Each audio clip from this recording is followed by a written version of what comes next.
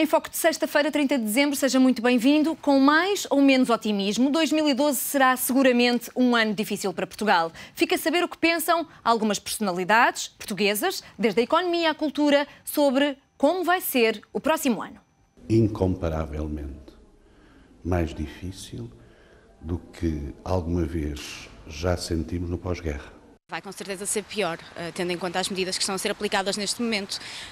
Será melhor se de facto tiverem em conta a contestação que vai com certeza continuar a acontecer. Vai haver justamente revoltas de pessoas que estão a chegar ao limiar da dignidade humana. Espero que isso seja compreendido e reposto e que haja verbas para essas situações desesperadas e justas.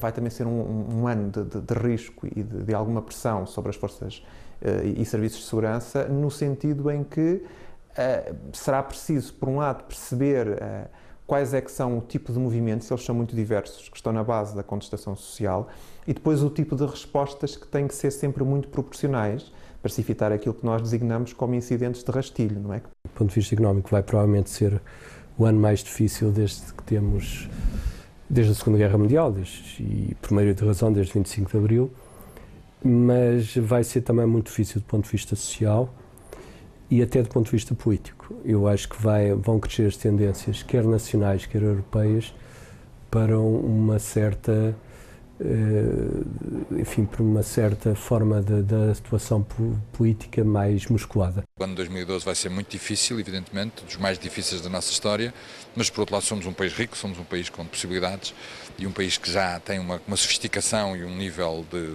produtividade elevado e, portanto, temos que aguentar isso para chegar a 2013 e começarmos outro ciclo. 2012 não pode ser o ano da austeridade, mas terá que ser o ano da recuperação. 2012 vai ser um ano exigente para todos os portugueses, para Portugal como um todo. Mas a questão essencial é que considero, sem dúvida, que estamos a fazer aquilo que temos que fazer para ganhar credibilidade, grau de manobra, graus de liberdade para controlar o nosso próprio destino. Que mudem pelo menos as expectativas que temos em relação a 2012, que são as piores possíveis, não é? Preciso recuperar o espírito generoso e aberto dos fundadores da Europa. É muito importante que as autoridades tenham uma comunicação permanente, não de propaganda, não de publicidade, não de megalomania, não de autoelogio, mas que tenham uma preocupação pelas pessoas, para lhes explicar o que está a acontecer, o que vai acontecer, o que se pode fazer.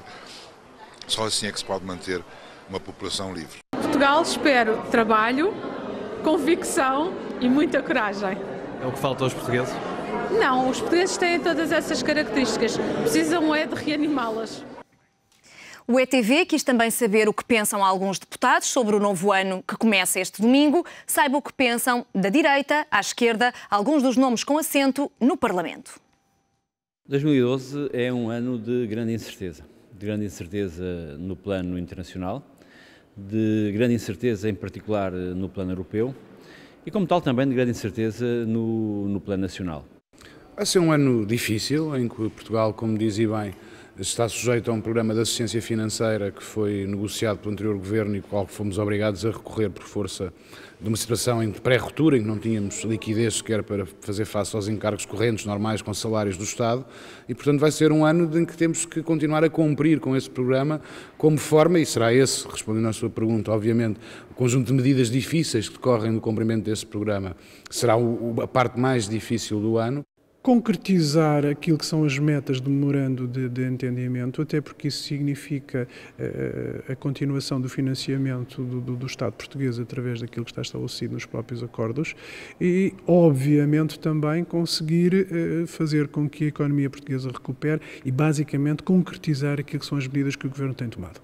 O facto de haver um corte muito grande na despesa pública, o facto de haver resistências naturais dos próprios sistemas relativamente a isso, é talvez dos desafios mais relevantes que se colocam para 2012. vai ser um ano muito complicado. O governo do PSD e do CDS, com o apoio do PS, tem vindo a aplicar o programa da Troika, que é um programa que não serve os interesses nacionais, é um programa de submissão aos interesses dos grandes grupos económicos e financeiros, um programa que exige cada vez mais sacrifícios aos trabalhadores, aos reformados, aos pensionistas, às famílias, às pequenas e médias empresas, um programa que leva ao agravamento cada vez maior das condições de vida da generalidade dos portugueses. O governo PSD-CDS tentará continuar em 2012 com esta política e, nesse sentido, isto irá conduzir a uma situação de profundo desastre nacional. Mas também um ano de oportunidades. Uma oportunidade para fazermos reformas que há muito devíamos ter feito, que se o fizéssemos, se calhar não estávamos na situação em que infelizmente estamos e que agora somos obrigados a fazer. E que falo só exemplificativamente, reformas na área da justiça, reformas na área do arrendamento, reformas na área da regulação e na necessidade de termos reguladores fortes para termos um mercado também ele forte e devidamente regulado. E nesse aspecto creio que também será um ano difícil, mas também de oportunidades. Vai ser um ano que pode trazer milagres, estamos na altura do Natal e que Deus queira que haja um bom milagre, mas se não houver milagres será um ano muito difícil e todos temos que colaborar e todos temos que estar preparados para um ano difícil, mas que vamos ultrapassar, como Portugal sempre ultrapassou na sua história as dificuldades que temos. Para comentar este negócio da venda da EDP, hoje assinado, e também para olhar para 2012, são convidados em estúdio Bacelar Gouveia, Nuno Sá e Carlos Marques de Almeida, são comentadores da ETV. Muito boa noite a todos. Muito obrigada por estarem neste último grande jornal de 2011. Começar com este negócio da EDP. Gostava de lhe perguntar se acha que termina melhor o ano assim, desta maneira. Termina o ano com muitas dúvidas e com muitas incertezas e com a necessidade de alguém assumir a responsabilidade política por algo que eu acho extraordinário.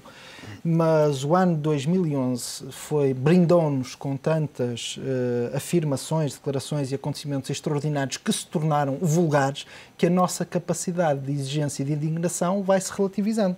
Mas eu espanto-me que hoje o responsável da Three Gorges tenha dito que comprou por um preço barato, depois de comprar, curiosamente, e ninguém assuma a responsabilidade política por esta negociação.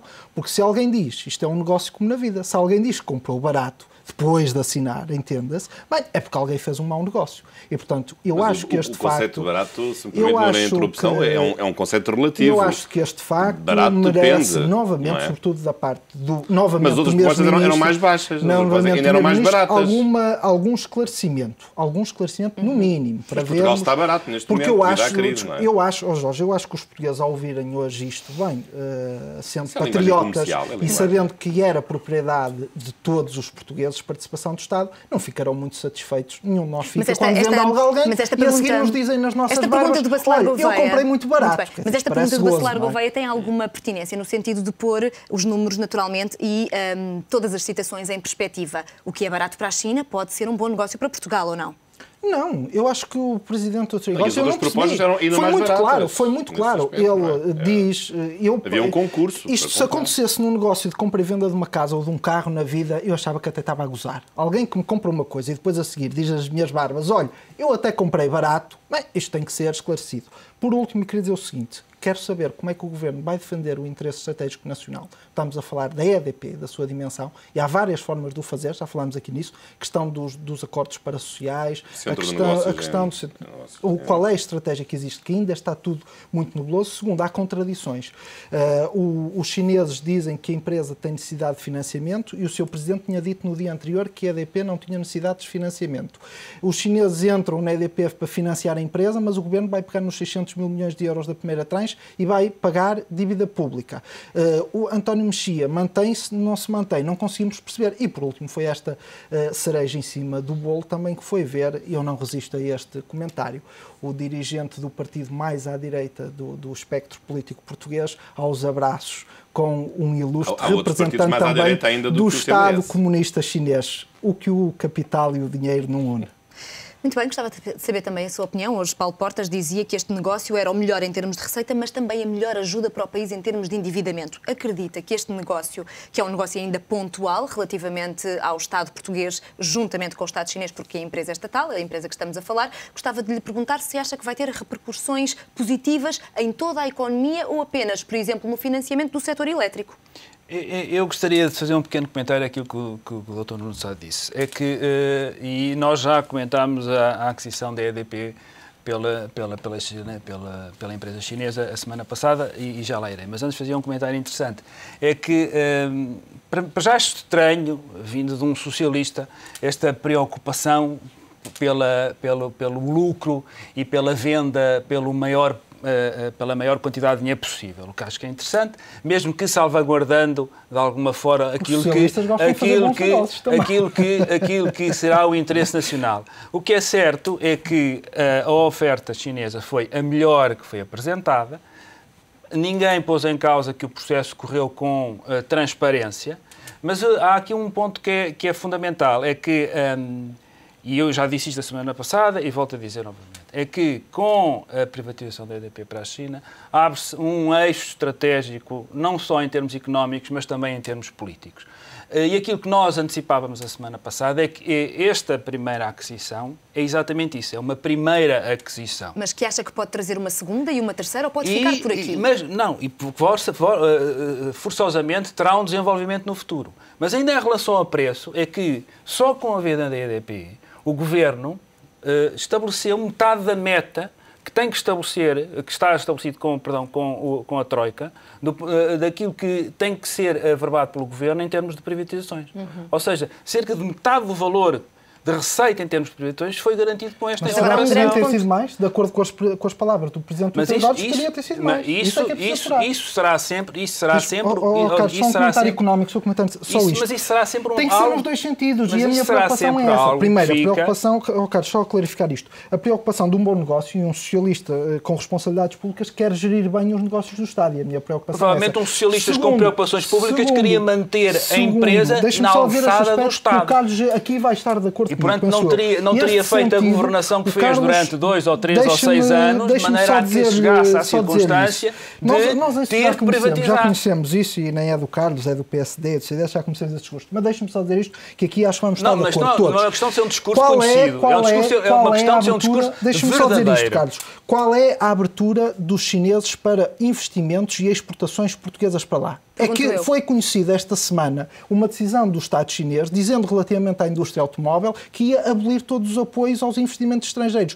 para a indústria automóvel para proteger o seu próprio setor automóvel. Mas isso é uma réplica para as outras indústrias esta ou não? vinda dos chineses para Portugal, fantástico. Quase que parecemos aqui o Paulo Futre. Mas agora é assim, os portugueses também com certeza e os seus empresários querem ir para a China. Estamos de acordo ou não estamos? E o que é que foi acordado? As preocupações são estas. Mas abre-se aqui uma via ou não para esses investimentos e essas trocas comerciais mútuas? Eu espero que sim, mas para já quem fez um negócio da China foram os chineses, olhando às declarações dos próprios. Eu acho que o ano termina bem com este negócio. Já tivemos a ocasião de o dizer e julgo que há uma dimensão económica evidente e há uma dimensão também política, essa por natureza mais indeterminada do que o encaixe efetivo do dinheiro. Eu julgo que não teria razão se o preço tivesse sido um preço muito baixo, se tivesse sido um preço de saldo, mas não foi objetivamente um preço de saldo. E é verdade que nós podemos pensar num negócio de utopia, mas não há utopias nos negócios, são os negócios possíveis. E, de facto, o negócio possível, perante as várias propostas apresentadas, este foi o melhor porque era, de facto, a melhor proposta do ponto de vista do encaixe do Estado. E, portanto, também temos que ser objetivos e lidar com a realidade. E a realidade é esta. Se foi barato da perspectiva dos chineses, isso é um conceito económico ou propagandístico, mas julgo que Portugal não tem outra saída, até porque tem de realmente privatizar, há metas a cumprir, e agora vamos ver o que é que vai acontecer nas outras privatizações. Era a próxima pergunta. Agora, mas eu julgo que há aqui um caminho financeiro e também político que é preciso cuidar, que é de haver aqui uma certa separação de poderes no que respeita às próximas privatizações. Que não fique tudo com os chineses, porque há outras empresas e há outros países também a privilegiar do ponto de vista do interesse estratégico de Portugal. Porque diz, para não ficar tudo há para os duas empresas chineses. brasileiras, no caso da REN, por exemplo, que é o que se segue, ou o caso da TAP, ou outras empresas, e, portanto, quando se diz que isto é o primeiro de muitos outros negócios da China, vejo isso com alguma preocupação, porque não gostaria que Portugal ficasse enfeudado a um interesse específico chinês que pudesse, de um modo direto ou velado, controlar, enfim, de uma forma inadequada, os negócios de Portugal. Mesmo que continuem a ser as melhores propostas financeiras? Eu acho que aí isso tem que ser ponderado do ponto de vista dos interesses de Portugal. Penso que a questão do interesse da empresa, claro que é o interesse financeiro em primeira linha, mas pode haver outro tipo de interesses. Claro. E uma coisa é uma empresa que já está comprada por um outro país, Outra coisa é haver 3 empresas compradas pelo mesmo país. Deixa-me perguntar então, diretamente. Se o interesse em si, individual, é sempre financeiro, mas a partir do momento em que começam a aparecer 3 ou 4 empresas portuguesas compradas por um único país, já as coisas não são apenas financeiras, mas também podem ter uma repercussão na natureza política. Deixa-me E, perguntar portanto, diretamente é que repara que a China que... já está também a querer comprar o BCP, não é só... E depois pensa acha também na acha que não são só rumores? Enfim, vamos ver. Agora, julgo que é importante atender aqui a uma preocupação estratégica, política, de separação de áreas de influência, até porque Portugal também tem interesse em ter relações comerciais com outros países. Muito bem, deixa-me só perguntar-lhe o caso do Brasil e o caso da Angola. Acha que interesse a China estratégico investiu... nacional. Só uma pergunta. Mas eu não estou, mas isto não é contraditório com esta aquisição, porque é uma primeira de várias. Agora, se no fim ficar tudo do mesmo lado, isso pode ser preocupante. Mas há um problema relativamente, há um problema que está a ser aqui esquecido e que eu acho que não é muito fácil, quando se inicia um tipo de relação com a China, não é muito fácil fazer a separação que o Jorge fez entre aquilo que é o estritamente económico e aquilo que é o político ou estratégico. Que não, porque quase sempre o Fundo Soberano Chinês que comprou a EDP é usado do ponto de vista estratégico com um objetivo político muito determinado. Portanto, mas que objetivo político é esse que está por trás? A minha pergunta era esta precisamente, se o interesse da China está precisamente na EDP, se está em Portugal como porta de entrada para a Europa. Obviamente que o interesse da China está em Portugal como porta de entrada para a Europa. Sim. Ou seja, tudo o que são, repare, e então não precisa de investir mais em Portugal.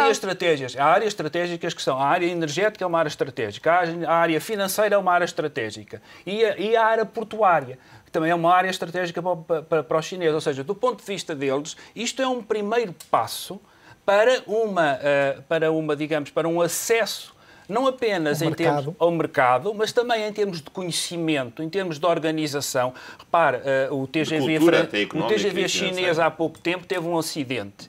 E o próprio governo chinês fez um inquérito e chegou-se à conclusão que a causa do acidente tinha sido um problema técnico, ou seja, um problema de design. É exatamente esta lacuna que a China tem neste momento. Posso só fazer uma pergunta sobre este assunto? É para ter, esta pergunta, na minha opinião, dá-nos a visão geral da estratégia global dos chineses, que fazem negócios da China já há milénios. Alguém nesta mesa tem dúvidas que os chineses estão interessados em adquirir uma participação significativa numa instituição do sistema financeiro português? É evidente que não. Repare no seguinte, fala-se que há um envelope financeiro de contrapartidas que envolve 4,7 mil milhões de euros, se não me engano no número. É evidente que os chineses quererão uma instituição bancária portuguesa onde tenham participação para intermediar a injeção deste capital. Ou alguém tem dúvida disto? Alguém tem dúvida? Não. É óbvio que há interesse no BCP. Mas se me permite, eu talvez introduzisse um segundo tema, porque esta semana também trouxe uma outra... Só uma coisa, mas há um ponto aqui que é o desequilíbrio do peso político de Portugal, da necessidade de Portugal e do peso da informação internacional da China. Portanto, num sentido de uma realpolitik, nós temos que ver, ou seja, eu posso concordar com o Nuno em teoria, mas a realidade dos factos vai contra esse wishful thinking que nós podíamos ter, porque as coisas vão funcionar certamente de outra forma. Agora gostava só de falar de um outro tema, se me permite, que é um tema importante, a reforma na Lei das Rendas. Enfim, uma reforma há muito tempo adiada.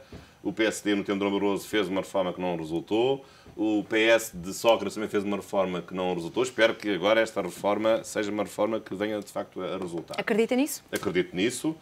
Embora julgo que deva haver aqui algumas cautelas. Eu lembro que há uns anos atrás, até a pedido do Governo, na altura de Durão Barroso, fiz um parecer sobre uma intenção de tornar os despejos policiais, ou seja, os inquilinos não pagavam a renda e então vamos à esquadra, o senhor ia à esquadra da esquina e chamavam polícia para ir despejar os inquilinos das habitações. Isso era absurdo. É evidente que isso não podia ser, porque há uma zona em que, havendo um litígio, uma zona de intervenção dos próprios tribunais e não pode deixar de ser assim. Mas é evidente que tem de haver uma agilização, um processo executivo muito rápido, talvez com um tribunal específico, para despejar os inquilinos que não pagam. Porque muitas vezes os inquilinos andam a brincar com os senhorios porque não pagam, depois quando vem um processo tribunal já pagam logo e fica tudo resolvido e portanto estamos a perder tempo e o próprio senhorio não sabe o que é que há de fazer. Mas à partida então, com estas propostas, há um problema, digamos, que da ação de despejo. O que é que resolvem? Ontem nós falamos com a associação que representa quer os inquilinos, não, quer os arrendatários. O grande problema da reforma é ficar a meia haste, não agradar a ninguém, nem aos inquilinos, nem aos senhorios. Foi essa a conclusão que nós tiramos, é que não agrada nem a inquilinos, nem a arrendatários.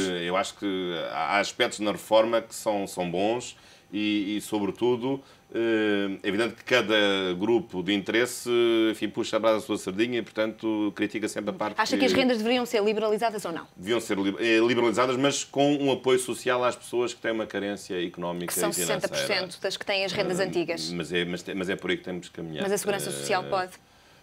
Vamos ver, enfim, reduzindo, talvez numa fase de crise, reduzir estes subsídios e esses subsídios poderem aumentar quando o país começar a crescer. Relativamente aos despejos, o que é que muda muito rapidamente? Eu acho que aos despejos é importante que haja uma agilização através de tribunais específicos que possam rapidamente colocar o inquilino, enfim, na rua, se ele não pagar, enfim, se for um caso objetivo em que não possa... Subscreve, exatamente. Eu acho que tem que ser assim. Mas depois também a questão de equiparação em relação ao comércio, mas penso que é uma reforma importante, que finalmente chega, que é urgente, que a Troika especificamente elencou no seu caderno de encargos e espero que realmente possa ser levada adiante. Querem fazer algum comentário relativamente à reforma da Lei das Rendas ou avançamos já para as expectativas relativamente a 2012? Eu avanço para 2012. Eu tinha aqui vários pontos que eu acho que são de salientar. Começaria porque acho que temos que falar numa realidade interna e na realidade internacional.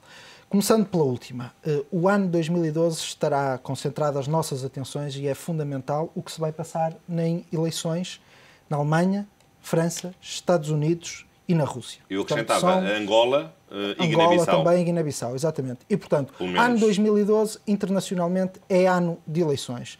E em qualquer destes países, desde o eixo franco-alemão aos Estados Unidos, tem um impacto brutal, decisivo, sobre aquilo que também será o futuro político, de orientação política, digamos assim, de Europa e, naturalmente, de Portugal. Ou seja, há riscos nas reformas que começaram e que podem não ser continuadas. É esse o seu ponto? Eu espero é que se diminuam os riscos de desagregação e desta agonia lenta da Europa e que os Estados Unidos e as economias emergentes, designadamente a Rússia e também a Angola, consigam menor agressividade nesta. Ao fim e ao cabo, é uma guerra económica que estamos a viver. E, portanto, vamos ver qual é a orientação. É evidente, na minha opinião, se não for Barack Obama o eleito, isto ainda será pior, este conflito económico que se está a sentir, esta guerra fria económica. Depois, em Portugal, previsões. Acho que o PS vai endurecer a sua posição política. Não me diga, Nuno. Acho que vai. Acho que o Governo cometeu um erro grave em 2011. Endurecer quer especificar? Ao ignorar o PS, o memorando está todos os dias a ser desvirtuado, está todos os dias a ser alterado. Este, cada vez menos, é o memorando que foi assinado pelo PS. Tem havido um conjunto de agressões institucionais até, e algumas roçando até o caráter, por parte do PSD-CDS ao principal partido da oposição. Vão precisar de maiorias de 2/3 e, portanto, foi um erro que eu acho que vão pagar mais à frente. E a própria pressão, que não deixam de ser cidadãos portugueses e eleitores, que a massa socialista colocará sobre o Governo, vai endurecer, naturalmente. Mas não acha que o PS tem sido um partido responsável até agora? Tem e continuará a ser. Agora tem que ser responsável com aquilo que assumiu. Não pode ser responsável com... Mas nós somos responsáveis. Que o PS tem sido demasiado dócil ao PSD. Usou a palavra endurecer. Quer especificar? Endurecer, porque o PS, neste momento, assume as suas responsabilidades perante aquilo que assumiu. Mas o caminho que o Governo e os partidos do Governo estão a levar, estas sucessivas renegociações do memorando da Troika, este caminho de tudo o que é ideologicamente, como diz Passos Coelho, do memorando da Troika que lhe interessa, executa tudo o que é, por exemplo, a reforma do mapa judiciário, a reforma da administração local. Isso podemos renegociar, podemos adiar. As alterações na lei laboral, há aspectos que interessam ideologicamente ao Governo, estão a ser concretizados, outro, como por exemplo, o Fundo de Compensações, é adiado e não chega a conclusão nenhuma. Isto, naturalmente... A Troika não foi específica, disse que haveria necessidade de uma redução significativa. A expressão é essa, a redução significativa da autarquia. Mas não disse que era municípios ou freguesias, nem disse o número. Claro, e depois é feita... Não é uma questão ideológica. É evidente que é preciso maioria 2/3 em relação ao sistema eleitoral. Passos Coelho optou por um caminho, ele próprio assumiu de querer só mexer nas freguesias, de querer avançar com as comunidades intermunicipais, e fez isso novamente sozinho, por si próprio, tudo bem. Já mais riscos para 2012, mais dúvidas? Não, as dúvidas acho que o Governo vai naturalmente cair pedras. Há pedras que vão cair. E há uma delas que há um ministério que tem a palavra que compõe este canal, que acho que todos os dias mete água, o ministro responsável. Não é? Ainda agora terminou mal o ano, ao contrário do que ele diz, terminou mal o ano. E, portanto, acho que o governo vai começar a abrir Ou seja, brechas. vai haver novos ministros, é? Eu acho que sim, acho que é inevitável para dar uma lufada de ar fresco até face à ineficácia, ao conformismo que muitos deles revelam. Queria também dizer, ainda suscitar outro aspecto, que é o seguinte. Em Portugal, em 2011, nasceram 97.112 portugueses, bebés portugueses. Desde que o Instituto Nacional de Estatística faz este registro, desde 1960, nunca tivemos um ano tão baixo. Infelizmente, para 2012, eu acho que ainda vamos bater mais este recorde. E este é um problema que existe em Portugal, existe na Europa. É um problema, pode não atingir-se à primeira, mas tem um impacto brutal sobre a nossa economia e, portanto, é algo a que devíamos também dedicar mais atenção. Positivo. Acho que vamos assistir em 2012 à capacidade de vencer desafios e de resistência dos portugueses, das empresas portuguesas, da real sociedade portuguesa, que eu acredito que vai vencer os desafios e irá dar mostras ao governo de que não se conforma, de que não cruza os braços, de que não precisa de emigrar e vai ser capaz, cá em Portugal, de dar a volta aos desafios difíceis que temos. E permita-me só dizer dois acontecimentos muito importantes, curiosamente, no meu distrito. Capital Europeia da Cultura em Guimarães e Capital Europeia da Juventude em Braga para 2012. E termino desejando a todos um bom ano e desejando que, se puderem ir a Braga ou Guimarães em 2012, é um acontecimento que vale a pena. Nem tudo parece ser mau. As suas expectativas para 2012 também? Eu acho que vai ser um ano de incertezas. Curiosamente, há um estranho paradoxo, é porque talvez nunca um governo tivesse um programa tão detalhado como é o governo atual, como é o caso do governo atual, e, no entanto, nunca um ano está de alguma forma ensombrado com tantas incertezas. Dentro e fora. Dentro e fora. Porque, como diria o Macmillan, o Harold Macmillan, o antigo primeiro-ministro inglês, events, my dear events, ou seja, o grande perigo da política são os acontecimentos. E os acontecimentos são sempre algo que nós não controlamos. E nós, em Portugal, estamos um pouco habituados a viver habitualmente. E este ano não vai ser um ano em que se vai viver habitualmente. Para já vamos ter um esmagamento, o PS chama-lhe um empobrecimento. Eu utilizaria a palavra um esmagamento. O ajuste económico que tem que ser feito vai ser, de facto, brutal e as pessoas vão sentir isso de uma forma bastante intensa. Convém referir que o regime fundado no 25 de Abril vai entrar numa fase ou outra completamente. Eu já aqui uma vez disse e volto a repetir que a aplicação deste memorando da Troika, a ser aplicado com as modificações e com as reformas estruturais que lá estão, é criar uma nova forma de governar Portugal, mas é também criar um país novo. Ou seja, há aqui uma refundação do regime. E o preço a pagar é enorme. A questão das rendas, isso vai ter uma repercussão bastante grande e eu não estou muito otimista relativamente à aplicação, nomeadamente que há ali mecanismos de autorregulação que eu não sei se existe uma cultura cívica e política em Portugal capaz de fazer funcionar aquele tipo de mecanismo. Mas on verra. À parte destes pequenos, grandes pormenores, acha que Portugal vai ter que renegociar um memorando, vai ter que pedir mais dinheiro, vai haver mais medidas de austeridade? Há aqui um problema, e dentro desses acontecimentos, os acontecimentos são aquilo que acontece exatamente contra a nossa vontade, ou à revelia da nossa vontade. Há uma velha história do Sherlock Holmes, que é o caso do cão, ou seja, durante toda a história há um cão que não ladra. Portanto, o grande acontecimento daquela história é o cão que não ladra. Nós estamos exatamente no ano em que o cão não ladra. Portanto, nós podemos ser surpreendidos, e respondendo diretamente à sua pergunta, pode haver um momento em que, de facto, haja um acontecimento em termos externos que justifique mais austeridade, que justifique medidas de urgência e que vão ainda mais, de alguma forma, acentuar este sacrifício que está a ser pedido. Mas isso tem que ser feito, obviamente, e repare, o Ministro da Economia disse que em 2013 nós começaria a recuperação. 2012. No final. Porque acho que é demasiado otimista. Não sei se ele estará ainda na posse do Ministério ou não, mas enfim, logo veremos nessa altura. Duas apostas no mesmo sentido? Não faço uma aposta nesse sentido, é apenas dizer que, dada a performance e dadas as contingências com as quais o Ministério, não o Ministro, mas o Ministério se vai deparar, vai ser bastante difícil. Isto, obviamente, partindo do princípio que o Governo, algures, no meio do ano, terá que fazer uma remodelação porque o Governo não aguenta. Nota-se nitidamente que há ministérios que desaparecem, há ministros que ainda não perceberam que são ministros, portanto, o Governo são 3 ou 4 figuras, a erosão é grande. Há ministros que ainda não perceberam que não são ministros, está a falar de Álvaro Santos Pereira, só? Não, por exemplo, a Assunção Cristas apareceu agora. O Ministro da Solidariedade também é um caso interessante. Ou seja, e que são ministros, em geral, que têm sob encargo setores onde é necessário fazer grandes reformas estruturais. Nós vamos dar o benefício da dúvida e dizer que esses ministros estão a estudar as reformas. Ou a trabalhar na sombra, não pode ser? Estão a estudar as reformas. Estão na sombra a estudar as reformas, para que elas estejam de tal maneira bem feitas, quando forem apresentadas aos portugueses, não haja dúvidas. E que estejam de tal maneira, ou seja, a máquina administrativa esteja de tal maneira oleada, que quando elas forem aplicadas, elas funcionem bem. Se isso acontecer, talvez possamos chegar ao final de 2012 como estaríamos no início deste século. O que também não é uma boa notícia de todo. O que significa que vai recomeçar, de facto, esse novo recomeço, essa nova refundação do regime. Perdida.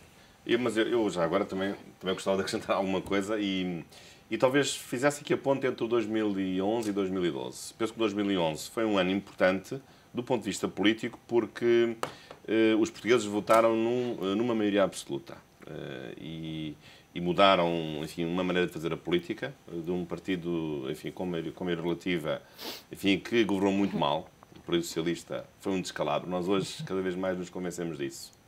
E, portanto, mudaram o país no sentido de dar o governo a uma maioria absoluta, neste caso 2 partidos, votando massivamente no PSD. E julgo que o balanço é muito positivo de um governo que tem governado bem. Enfim, não obstante algumas críticas que nós possamos fazer, eu próprio tenho feito algumas críticas, alguns erros de percurso, mas em geral essa governação tem sido boa. Tem sido uma governação estável, com credibilidade, com transparência e com coragem de dizer aos portugueses aquilo que nós estamos a viver e os problemas que temos que enfrentar. E, portanto, penso que isso vai projetar um 2012 com esse mesmo tom e, sobretudo, percebo que as pessoas intuíram já as dificuldades e encaram o 2012 realmente de uma maneira diferente, com mais realismo, com menos folclore, com menos megalomania e, portanto, penso que isso pode ser importante para que os portugueses acreditem que com a necessidade de reduzir o consumo, mais poupança, de gerir melhor as suas vidas profissionais e as suas vidas domésticas, que penso que o país poderá, nesse sentido, iniciar uma lenta recuperação. Não sei se será no fim de 2012 ou em 2013. E, sobretudo, também, julgo que neste momento os portugueses sabem que tem um governo que é um governo que fala a verdade e que é um governo de confiança. É evidente que o governo, a meu ver, podia já ter avançado mais cedo com as reformas estruturais. Elas vão aparecendo. Dei o exemplo da Lei das Rendas e outras. Há outras formas que estão no horizonte. No âmbito da justiça, por exemplo, há várias reformas que são necessárias. É evidente que poderá ter um problema de ausência da maioria, enfim, qualificada de 2/3 do Partido Socialista. Faz aqui um apelo ao Partido Socialista através do deputado Nuno Sá. Não, faça ao para Primeiro-Ministro e ao que ao colabore com o PSD e com o CDS. Tem que colaborar. A revisão constitucional é necessária, não apenas na questão do limite ao endividamento, muitos mais. E há muitas outras formas, o sistema autárquico, o sistema eleitoral. Mas é necessário mudar o sistema eleitoral da Assembleia da República, é necessário que os deputados sejam apenas 180 e não 230, para dar credibilidade ainda mais à própria vida política, para dar uma série de reformas em que o PS é necessário. Portanto, espero que em 2012 o PS possa colaborar ativamente e deixe de ficar amoado com alguns descuidos de pormenor. Meus senhores, muito obrigada. obrigada. Bom ano a todos os espectadores. Bom ano 2012. Desejo-vos o mesmo, bom ano, e conto com o vosso espírito crítico em 2012. O Enfoque está de volta, precisamente, em 2012.